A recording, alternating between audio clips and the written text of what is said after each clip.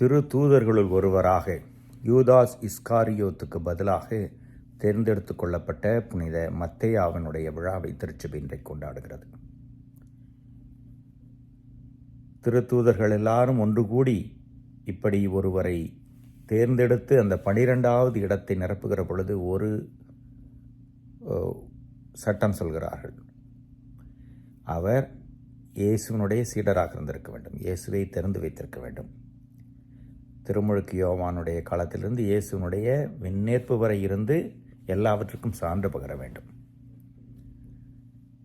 இயேசுவும் நற்செய்தியிலே இன்னொரு செய்தியை தருகிறார். நீங்கள் என்னை தேர்ந்தெடுத்துக் கொள்ளவில்லை, நான் தான் உங்களை தேர்ந்தெடுத்துக் கொண்டேன். இந்த அழைப்பு மனிதர்கள் வழியாக கடவுளால் கொடுக்கப்படுகிற ஒரு கொடை. இயேசுவுக்கு சீடராக வாழக்கூடிய ஒரு பாக்கியம். எல்லாருக்கும் ஏதாவது ஒரு விதத்தில் இது கொடுக்கப்படுகிறது. குருக்கள், துறவிகள், பொதுநிலையினர்.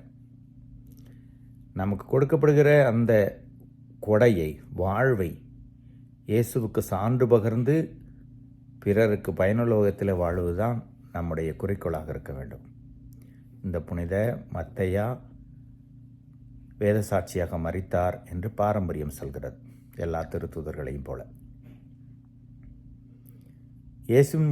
இயேசுவின் போதனையின் மீது வருகிற ஈர்ப்பு ஒருவரை எப்பொழுதுமே அதை வாழ்வதற்கு தான் உந்தி தள்ளும். அதை புரிந்து கொண்டால் அதில் இருக்கிற பக்குவம், பயன் எல்லாம் தெரியும். எனவே புனித மத்தேயாவுக்காக இறைவனுக்கு நன்றி சொல்வோம்.